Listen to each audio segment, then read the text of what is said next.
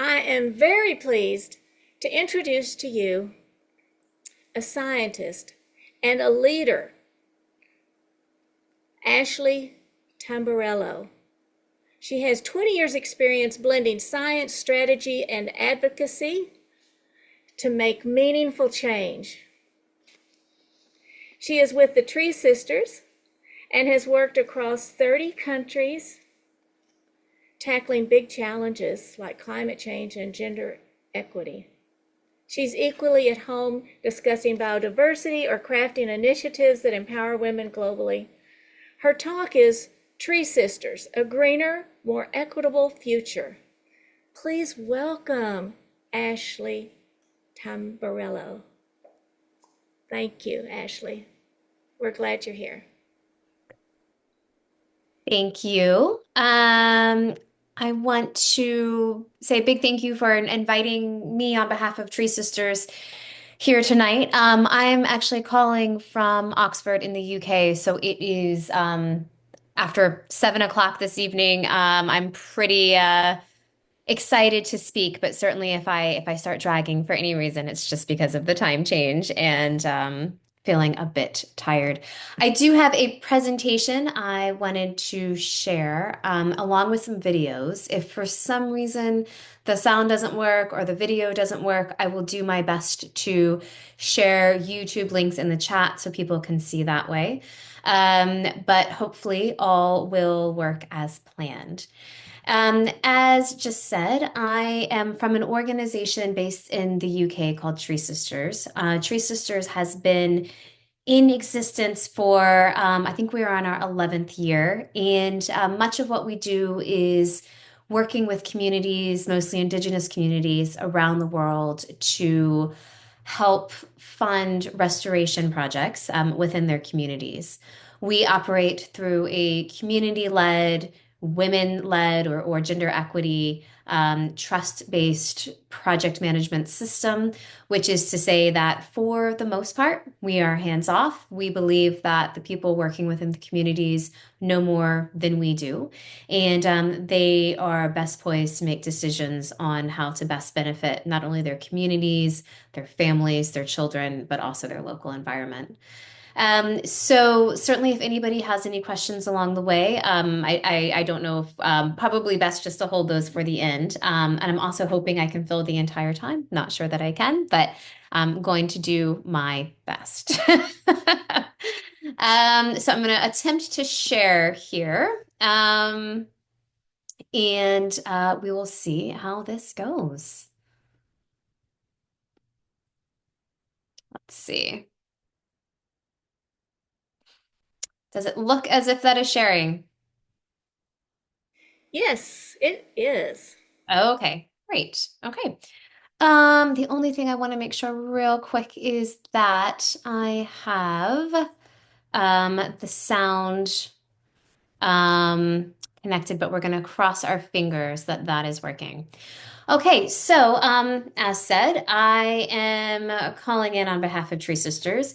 I'm the Director of Impact and Engagement, and I've been with Tree Sisters a little over 2 years. I previously worked for some large climate innovation agencies, as well as quite a few agencies in the US working on smaller scale projects. So that is a little bit of my background. Let's see. Tree Sisters, as it is, was created to work within these women-led projects and based off of, various pieces of data and statistics over the years. I think these three probably sum up the best who we are as an organization and what we stand for. But we find it most important to really promote women within the restoration practice. Throughout the world, they are the most vulnerable to climate change. And not in any way, I do love this top quote. It's not because in any way women are inherently vulnerable or less able, of course, but because of long-standing practices that deprive women of access to resources, decision-making, information, and agency. We have projects working in war-torn areas where women are at great risk of both sexual and domestic violence. And projects like these help them become independent and really stand up for themselves and be able to do more with their lives than otherwise anticipated. We do work with a lot of vulnerable communities. We have lots of information on our website, but you would also potentially see in these cases that we keep a lot of information as private as possible, given some of the sensitive situations for some of these women. Today I was going to talk a little bit about Tree Sisters, some of our projects, a large-scale research project that we launched last year called Rooted in Ethics that I think will be very meaningful to many people here, and then leave a little space for Q&A. This particular video, if the sound doesn't work, I will pop it into the chat, but I'm hoping it will. Rebecca, if by chance it doesn't work, can you just flag to me that it won't and I'll pop it in? Yes. Okay. With flowing rivers, towering mountains, and lush forests, nature is both awe-inspiring and life-giving. Yet despite these countless invaluable benefits, we have exploited and destroyed our natural world with little consideration beyond the profit margin. Sea levels are rising, species numbers are plummeting, and extreme weather events are becoming the norm. Humanity has become disconnected from the one thing that connects us all: nature. But we can change. We must take a stand and do our part to protect and restore the natural world. When you support Tree Sisters, you take direct climate action, funding ethical, community-led reforestation and protection, action that restores habitats, protects endangered species, empowers women, and champions Indigenous voices across the environmental sector. But Tree Sisters do so much more than plant trees. We challenge the power structures that sustain inequality and contribute to global warming. We work to inspire everyone to advocate for, protect, and reconnect with our incredible natural world. Together, we can create a brighter, more equal, and sustainable future for our planet and all its inhabitants.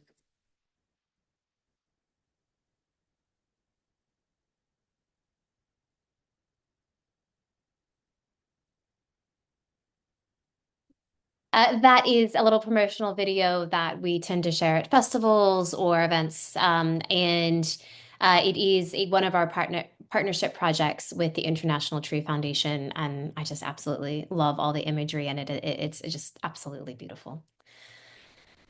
So a little bit more about Tree Sisters. Our mission, we partner to facilitate and inspire ethical forest restoration.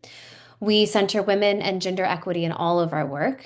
We aim to have 50% female leadership in all of the projects, and I think that's always a little bit of a statistic that can get manipulated a bit. If you look at things like big tech companies, they'll say, "Oh, we have 50% women in the workforce," but it's rare that women are actually in leadership. And in our projects, we fund the projects that have 50% women at least actually making the decisions and making changes within their communities.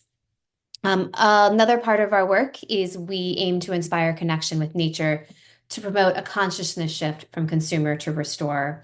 And certainly feel like that's something that probably resonates with many people here today. We don't just count trees. This is one of our many kind of taglines, and this comes off of a campaign we did a few years ago. We focus on more than just funding the trees. We do have a tree count going because there are a lot of, especially some of our business partners like to see the tree count and see that they've helped fund over 1 million trees. But we want to have these projects that are community led. As I mentioned previously, we believe that the community-led projects actually have the best outcome because the people on the ground, the people within those communities, especially the people who are using things like ancestral wisdom, know more than we do, and they are the people best poised to make the decisions. And we are also nature-led. We believe that trees are sentient beings and plants that we are all equal. There's no such thing as any sort of hierarchy with humans standing above anything else.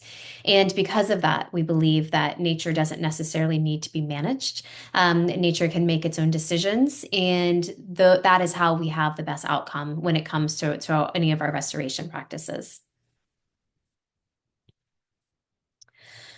Quick numbers at a glance, as I said, even though we don't want to say that we count the numbers, the reality is that for many business partners, for many people donating to us, they do want to see the numbers. And quite frankly, they're really impressive. So we certainly don't mind sharing them when asked.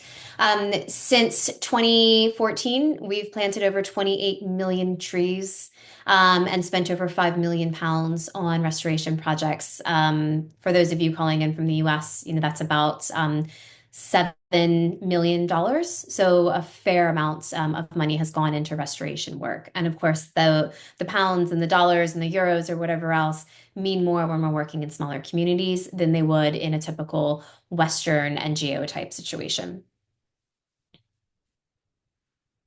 Again, we have huge numbers of women in leadership roles, which we're very, very, very proud of. Women involved in the projects, huge numbers of people working on the projects. And we've worked within, it's 18 projects, 18 countries, and 30 languages. So that's been an incredibly beautiful piece of work to be part of as well. And I did mention earlier that not only are we talking about women's empowerment, we also talk a lot about gender equity. And the reason for that is because many of the communities we work within often have multiple genders that they recognize, so much more than the typical, two gender piece that you might see within the Western world.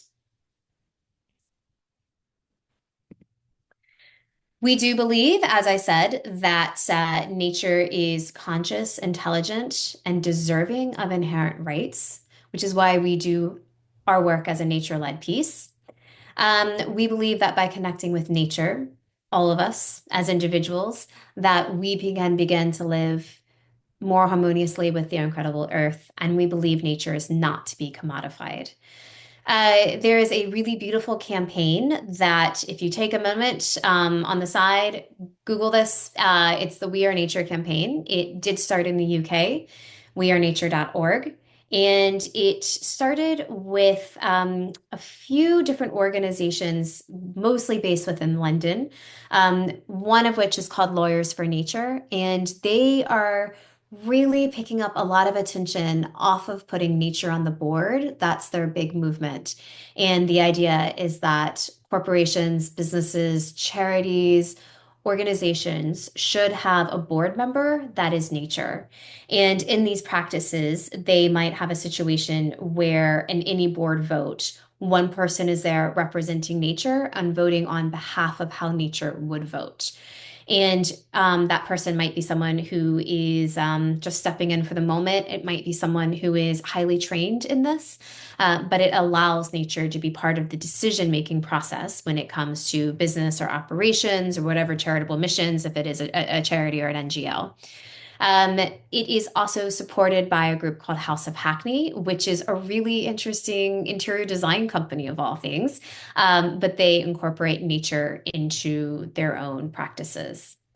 The We Are Nature campaign is backed by, as I said, organizations, charities, companies, academics, artists, writers, politicians, activists, even school children who are part of this. And if you go on the website, you can see lots more information about it. Part of what it says is that UK dictionaries don't include humans in their definition of nature. And those of us who have signed up to be part of the We Are Nature campaign believe that we should be part of it. And if we want to in any way better the future for our children, for future generations, we have to act as if humans are part of nature and not better than nature. So it's a really interesting campaign, certainly something that take a few minutes, read up about, but it is a really, really beautiful movement. Again, Tree Sisters is community led. We do think that that is the best way to operate. Being community led means taking a stance against internalized oppression, against colonialism, and it puts the people on the ground in the decision-making process. It is very different than traditionally the way environmental NGOs have been run.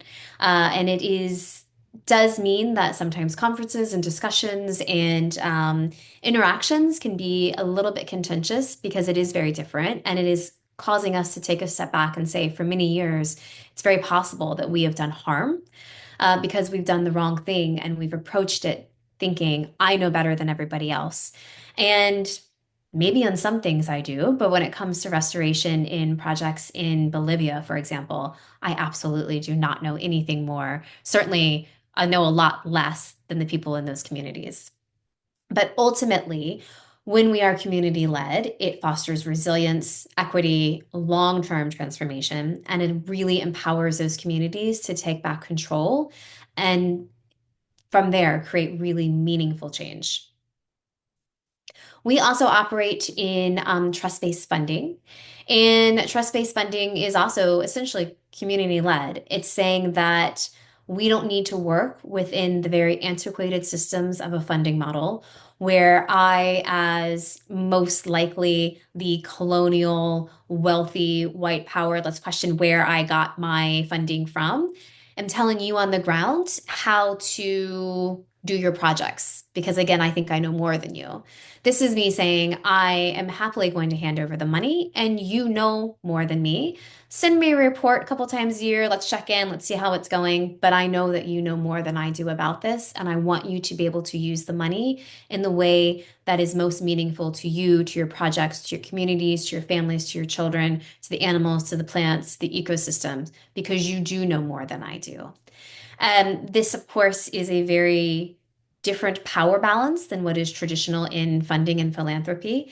But you will see a huge movement of people moving behind trust-based funding. You'll also see it called trust-based philanthropy. But there are a lot more community groups doing this. It is also, you'll see a lot more kind of practice groups as well. Definitely something to kind of keep your eye on if you haven't heard it, but it is certainly all about respect, all about partnership. And it is, again, believing in the capacity of the communities to make the best decisions.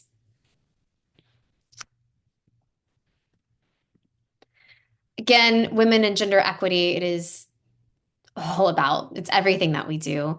We really believe that women hold so much invaluable knowledge and expertise, and for so many years have been overlooked in being able to take a stance and a position of power in these discussions. We also believe that the most powerful way for us as individuals, not on the ground, to be able to connect with nature is to, or I guess really to improve nature, is to have a really strong nature connection. Through our website and through our work, you will see multiple different opportunities. We've recently launched a Nature Connection book club, which has been really beautiful to have people from around the world come in and take part in these discussions. We also have forest bathing. We do monthly full moon meditations. We also do seasonal meditations. We have this Wellness at Work offering, which is new, where we're trying to help companies and organizations incorporate nature connection in the workplace. And part of that is little 5-minute nature meditations. And in coming up with these, we thought, sometimes you have a day at work where you know you're getting ready to go into a really difficult meeting, and how beautiful would it be if you could have a few minutes beforehand to connect with everything around you and find that moment of peace before you go into this meeting that you know is going to be a real battle. And we're getting a lot of great feedback on it, and especially in places where people work in offices and might only see a tree in the distance. This has been a really beautiful piece of work. From here, I wanted to tell you a little bit about some of our current projects. This map of the world shows you our most active projects at the moment. They are mostly in the global south. That's traditionally been our work. And that is because they are, again, those that are most impacted by climate change around the world.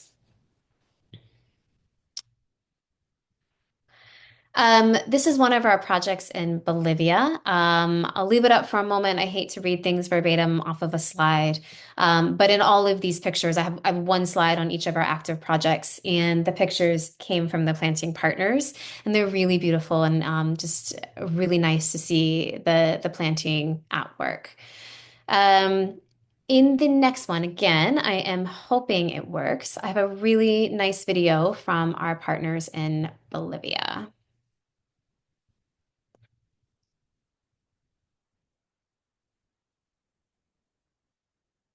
Hoy estamos en la OTB Luz de Ustupiña, en la mancomunidad Olmedo.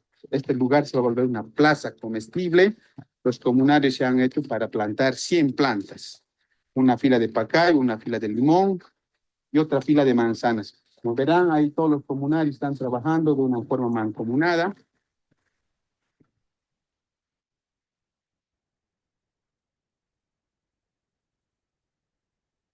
Ellos desean tener este sector lleno de vegetación.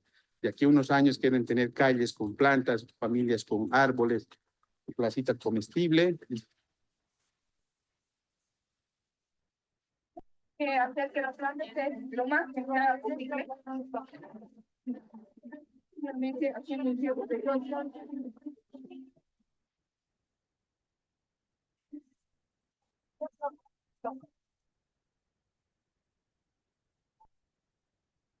Doña Albina, ¿por qué es importante tener una plaza comestible en este lugar, Olmedo?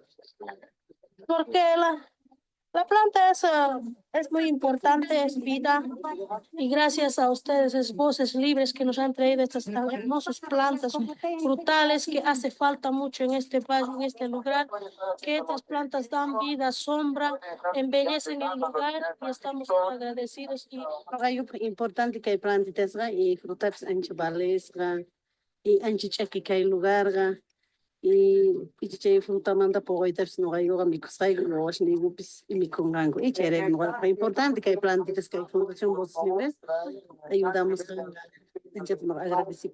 Cuando ven así plantas y mayoría dicen, qué lindo, se alegra a todos los vecinos y la verdad gracias a Voces Libres. Y estamos nosotros dispuestos para cuidarlo, amarlo y quererlo en este lugar que va a dar mucho lindo para hacer bosquecillo de plantas, de frutales. Hacemos un trato entonces, que en 2 meses va a seguir con vida. Hacemos trato, es para seguir vida, que estamos dispuestos para cuidar. Trato hecho. Trato hecho.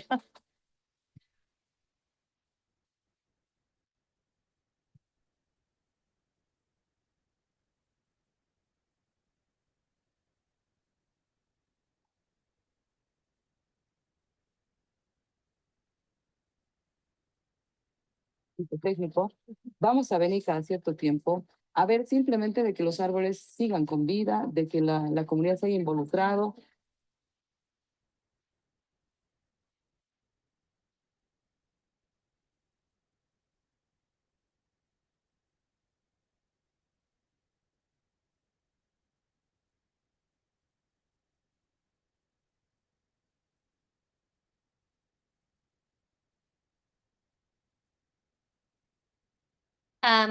These videos you can find on YouTube, and that is the project out of Bolivia. I have another short video. This was sent from one of our projects in Uganda. This is all about kitchen gardens and planting fruit trees and plants that allow them to have a solid supply of food coming in. This one also has enabled women and children, to become, I'm so sorry about that. Our doorbell just went off. Allow them to learn the skills to start these kitchen gardens all by themselves. And this one also is subtitled. Amenawayo ni jamas kajonis. Ngawutia miaka abernamen. Echalu ni kasika. ewombora niyerukoti asikenu itwe bakali twabya thuwithe ekitsibu ky'abana eritula kikaletherera bawa n'emirire mibi omuthwe abamama hayima n'abana era ba alpha mubasa bamathweghesya erikolha eririma ery'ekyikoni neryo babirithweghesya erikolha akalima ak'ekyikoni mubathwabira esyambuthu esyesyanyingi omuli esyandakala, esyacabbage, esyabiringanya, obutunguru, ne green pepper, ne dodo neryo thwabirithunga esyambuthu esi muthwasa thwamasihera omwa silima syethu esy'ekyikoni neryo yangye nabiritsuka erisolhoma esyanyinyi syayu n'esehenu ng'okumulhangiri nganemusolhoma abana bayi banemulya ndeke esyanyinyi esi sikathuwathikaya okuthuha ekyirisya ingye n'abana bayi kandi singalibulha eky'erirya omw'eka yayi kandi esindi ngasithwalha omu kathali ingathungaku esente esy'erileberyaku ahanyumahu munasolhomire ngamaghana ngamaghenda ekathali namahayo akasente kayi emitwalhu 10 yamanyiwathikya ingye n'efamily yayi n'ahabw'ekyo ngasima ekithongole ekye alpha ahabirithuhikyaku obuhererezi ithwe ng'abakali ab'erikoti ngasingya kutsibu. I absolutely love her smile and how excited she is that she was able to take the food to market and sell it and bring back food for her family. Again, I don't want to take the time to read through these, but I did wanted to share the most absolutely beautiful pictures of the Indigenous women, their use of traditional ecological knowledge, and how they are restoring their communities. They are planting agriculture and they are becoming sustainable. They are creating areas that previously were wiped out by massive floods, may have killed people in their communities, but by planting the trees, by rewilding, by restoring this place, they're creating much more sustainable, livable places for their communities. This is one of the projects in the DRC. Another one in Borneo. In this one in particular, there was a massive return of native species to their communities. One in Kenya with ITF and massive amounts of forests being planted. And I have to share this video because it's absolutely one of my favorites.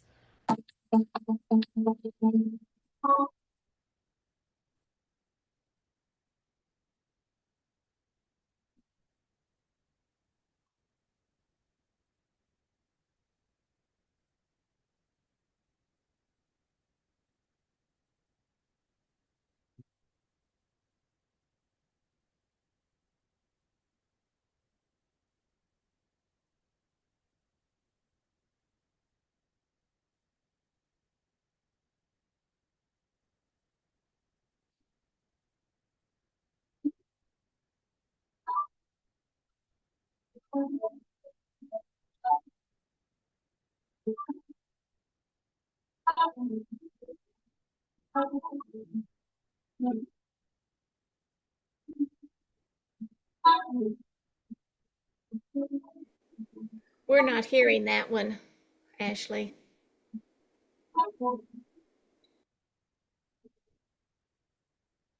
Sorry, I didn't hear you. Oh, I just said we're not hearing that one. It You're is not hearing beautiful. that one. It's just music. It's fine. It's fine. Oh, okay. For some reason, the sound didn't go through on that one. That's okay. Oh, excuse me, that just went off the slideshow, didn't it? Okay, so one of the really beautiful things I did want to share with everyone today is some work that we are doing in a piece of work called Rooted in Ethics. And for those of you who work within actual restoration projects, Rooted in Ethics is a multi-year project that we did in partnership with multiple Indigenous communities around the world. And it uses traditional ecological knowledge to apply this sort of framework to ethical restoration projects. Within it, we have 7 ethical principles and 3 pillars of nature, and that is to be receptive, reciprocal, and respectful to nature and to our projects. I will show here that the framework was created for restoration and for rewilding projects because, again, we do not believe in the commodification of nature, and we wanted to do something to combat that. In addition to that, we felt as if in many restoration projects, and especially in big, large-scale agriculture projects, nature is often treated as a resource. It's exploited, it's traded, and it's not seen as really a living system that is allowed to really flourish on its own. We also wanted to combat any system of erosions of bioculture, biodiversity, and landscapes. We wanted to move away from any sort of systems of domination and control. And of course, anything like greenwashing. Often in restoration projects, there's sort of an agenda for increased canopy cover, but it doesn't actually result in large scale sustainable projects that are still successful 10 years down the road. So within this, this is all open on our website. You can certainly go in and take a look at it. It's a really beautiful piece of work. And it talks about, again, the pillars of the nature relationships, as well as these ethical principles and success milestones. Within those, on this particular piece, you'll see the honoring of trees across the top, and that's in the green. Those are the ethical principles. Below that is a success milestone. And within this big framework, there are essentially check marks where you can go through, and if you're working within a restoration or a rewilding project, you can say, for this particular principle, I'm really interested in learning more about the rights of nature and Mother Earth. And here's 20 different things that I can do to ensure that we are honoring Mother Nature, that we believe that we are working towards the success milestone. And then at the end, you can check off and say that in this restoration project, our working practices, conservation science, it incorporated local traditional knowledge to care for all of the beings in the ecosystems. So each one of the ethical principles has one of these. Again, they were created over the course of 5 years with 60 different groups, most of which were Indigenous, some of which were other NGOs who were working to combat colonialism and the very power approach to traditional restoration projects. So ethical principles, just the general honoring of trees, ecosystem integrity, collaboration and ongoing relationships. Within that is FPIC, which is a very big piece of work when working with Indigenous communities. Community rights, land tenure, Indigenous data sovereignty, and also human rights, gender equity, including women, and eliminating harm and promoting harmony and balance. And again, all of those have within the framework, which is open source because it is traditional ecological knowledge. All of that is open source on the website. You can print it out, you can just take a look at it, but it allows you to ensure that your rewilding or your restoration projects are as ethical as they potentially can be when working in small scale or large scale restoration. I will leave it there and open for questions. Obviously, we're a charity. Obviously, I need to do the, if you decide you'd like to donate to us, obviously we would love that and help support these projects. But for anyone who is working in projects in the restoration sector and rewilding and would be interested in partnering with us, and particularly within a community of practice for rooted in ethics, we would love to have you. Even if you are a small community-based apple orchard type scenario, we would love to have you be part of our communities of practice. We'd love to hear your knowledge. We'd love to hear your expertise. We'd love to hear what's working for you. Maybe you read a piece of Rooted in Ethics and you say, this is really beautiful, this is really valuable, and you want to come to one of our community of practice meetings, which are international and therefore virtual. And maybe you read a piece of it and you go, this just doesn't really work within this sort of setting, and I want to share that as feedback. I'd really love to come and be a part of this community of practice and reach out to people all around the world who are doing this type of restoration and rewilding. We would love to have you. So if you're interested, I'm Ashley at treesisters.org. Would absolutely love to have you as part of our community. Rebecca, I am done. I'm happy to take some questions or happy to turn the table back over to you. Thank you so much, Ashley. That was very comprehensive, so much. You brought in the partners, you brought in the ethics and your framework, just so much.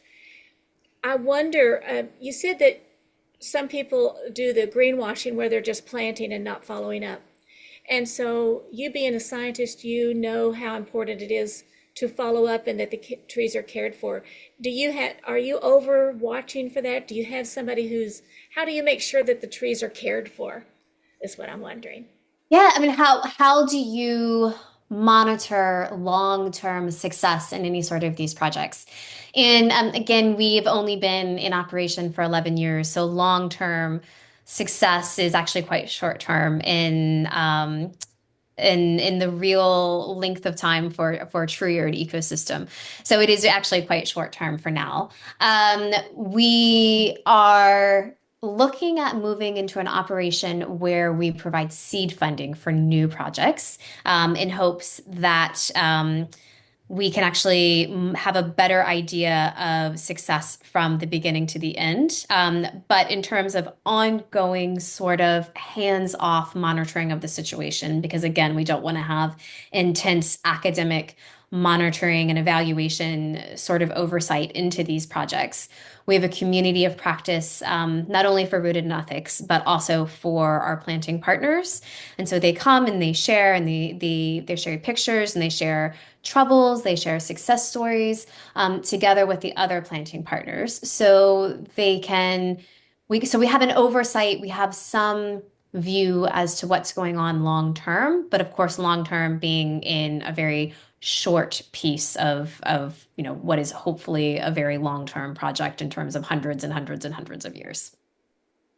Wonderful. I tell you, I loved seeing the videos with the women and the backgrounds in the plants. I've just got a screen, but they were right there in the plants behind them, and it was beautiful. I love the garden for the kitchen. There was so much there.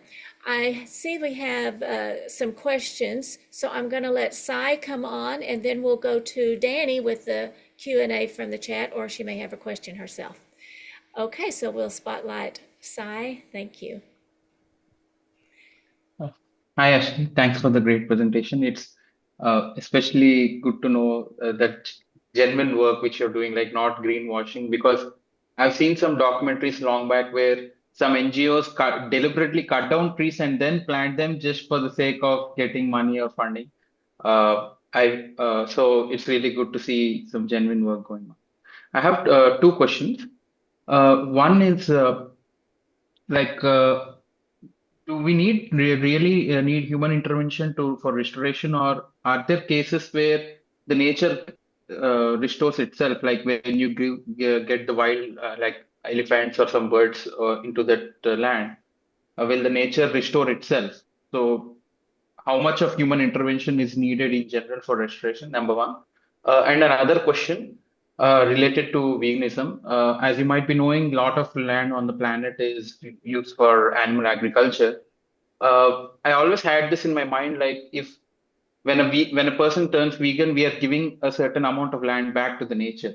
So it would be amazing, that land, which was previously used for animal agriculture, if that is restored. Are there any projects like that where animal agriculture land is converted into forest? Like that would be amazing. Like just imagine, like if you have a vegan, he sees their impact on the nature. Like they have, because they turned vegan, this land has been given back to nature and it has turned into a forest. That would be amazing to see. That would be amazing. As far as I know, we don't have, as far as I know, we don't have any projects that have that are rewilding land that was previously used for something like grazing. That doesn't mean that it is not happened. I just don't know, and it certainly hasn't been, written out in black and white. That doesn't mean it hasn't happened. But what an absolutely incredible project that would be. The first thing that you asked, I think, is a really interesting question, which was, could we leave nature to completely rewild itself without human intervention? And I think that's such a beautiful question. And I think in an ideal world, yes. What a beautiful world that would be, because nature can take care of itself. Unfortunately, humans have had such an impact on so much of the earth. I think we also need to realistically have a hand in improving it where we can. Obviously, not doing anything to cause further harm, but maybe that is something, protecting it from other human intervention in negative ways. But I think we do believe at Tree Sisters, and the communities that we work with do believe that nature can manage itself, that there doesn't need to be such a thing as, proper environmental management, because it did it for plenty of time before we got involved. So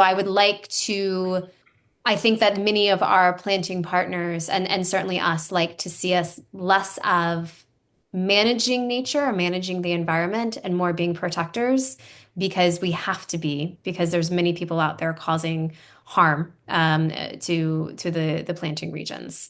So in an ideal world, nature can absolutely manage itself. We're not in an ideal world, are we, unfortunately? And we're actively causing harm. So I think we like to see ourselves as protectors and in the planting projects as well. That's a beautiful question. Oh, you're on mute, Rebecca. Oops. Thank you so much, Sai, for that question. I appreciate it. And I think we've been hearing about a lot of different rewilding questions, and this one takes into account the people that are involved and seeing a little bit more of what they would like. That's my understanding.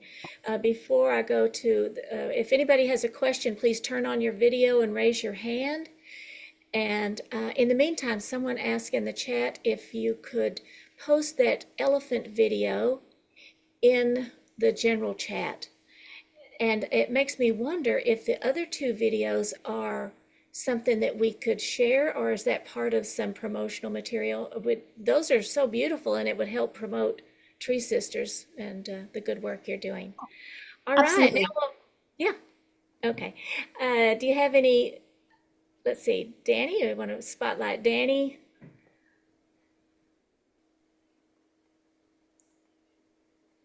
Hi, and thank you so much for the work that you're doing.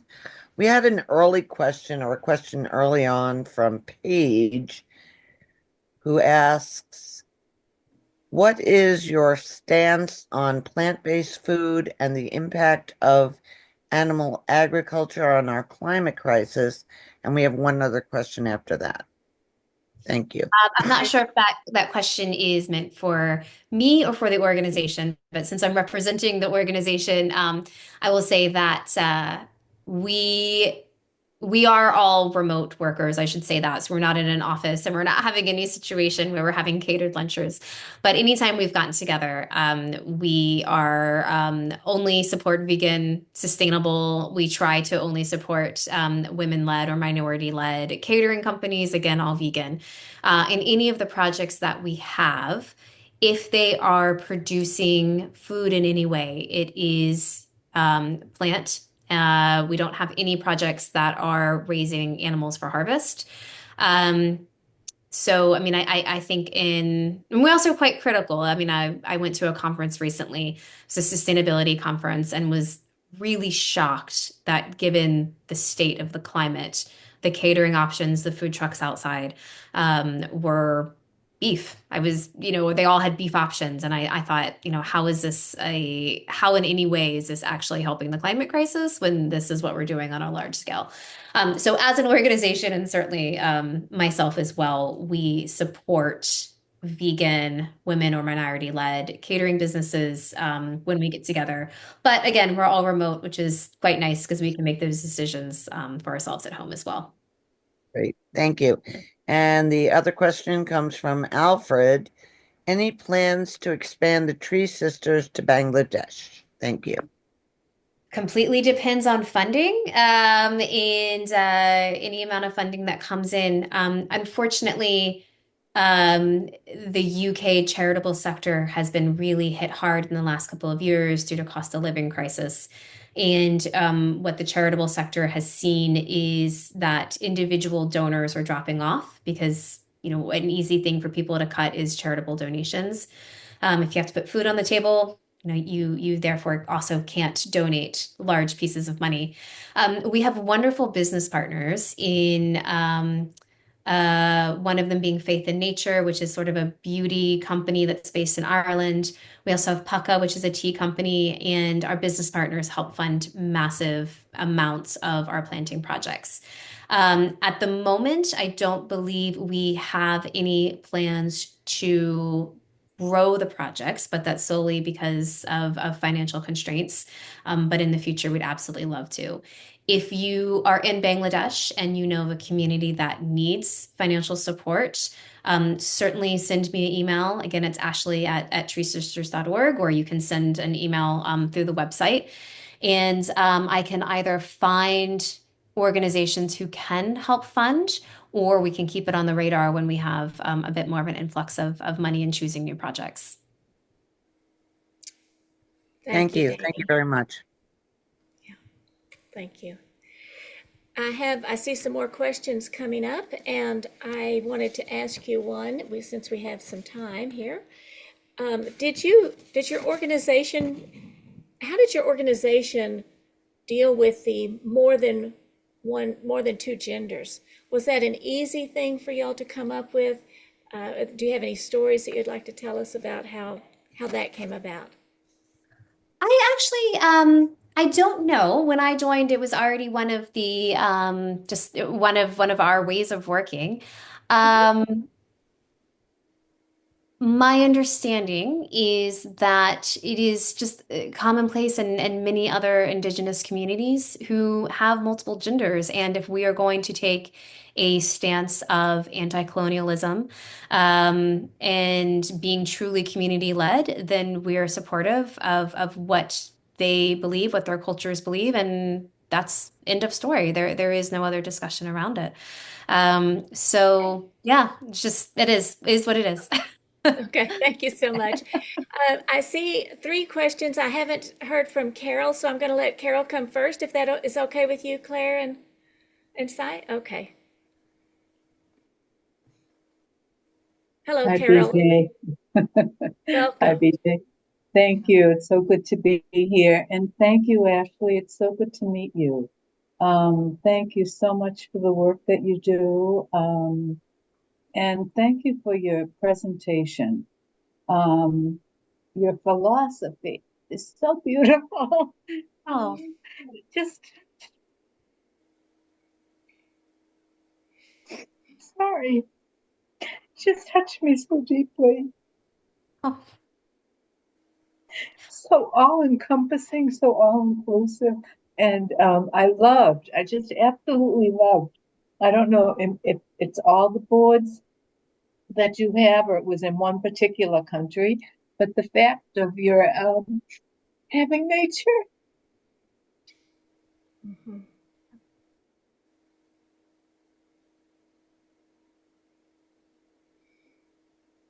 Be on the board. And someone there representing nature's voice. Oh my God, that is just so absolutely beautiful. I'd also like to know, how do you donate to your cause? If you go to the website, or you know what, you can just email me, and I can manage that. I can put you in contact with our director of fundraising, and we will happily take any of that. I should also mention that we do have a full moon meditation coming up next month. They're free. We do, you know, obviously would love any donations if people feel like they want to be a part of that. But those full moon meditations that take place every month are based on a specific connection to nature. Each month has a different theme. And it's usually about 100 to 150 people from around the world who partake in those. And those are just a really beautiful hour-long moment to really sit with nature and really feel that beautiful connection to it. So you're also more than welcome to be a part of that, Carol. We'd love to have you there. And that is through your website as well? That is through our website. Thank you so much, Ashley. God bless. God bless. Thank you, Carol. Thank you, Lupe. Okay, and now let's have Claire. Okay, I wanted to know, I heard you mention Bangladesh. And do you have programs in Bangladesh? Because there's this Asian University for women there that I know the founder. He made a fellowship, a scholarship in my late husband's name, and the person who got it has now become like another daughter. She is fabulous, and her sister came. They've got master's degrees, but I mean, it's such a place. I just wrote in the chat a whole lot about it because they give scholarships to the Rohingya, what is it? The Rohingya women, in the countryside, and to the garment workers and, people who would never get a higher education. So I could imagine them being very interested in your projects if you're doing any there. We don't unfortunately have any at the moment. I think in the past we had one in that area. We just don't at the moment. And again, in an ideal world, we'd have so much funding coming in that we could just help distribute it to all of these beautiful places. But it is just So when unfortunate. you mentioned Bangladesh, what was that in relation to? Someone else had asked if we had any active projects in Bangladesh. Oh, I guess I didn't hear that. Oh, thank you, though. Thank you for your beautiful, beautiful presentation and all you're doing. It's just fabulous. And I can't wait to tell lots of people about it. Thank you. I also just shared, I actually just sent it. Sorry to just one person directly. But if that's something that we can share, there it is, the meeting group chat. If anyone's interested in reading about faith in nature, which is they're Irish, they're all throughout the EU, but it's shampoos and conditioners and body washes. They were the very first company to put nature on the board, and they have a big blurb on their website all about that. And it's just a really interesting journey to see how they got there. And it's just, I don't think they are in the US. If they are, they're going to be in some place like Trader Joe's or someplace like that. But if that would be the best place to find their products, if they do happen to be in the US. But again, just a really interesting story about how they chose to put nature on the board. Wow. Thank you so much, Ashley. It is at the top of the hour. Sai, I think if you can email her, you probably saw her email address, if that's okay. We really appreciate your time here. Thank you so much for coming. Thank you, everyone, for participating and asking and commenting. All right. You're welcome.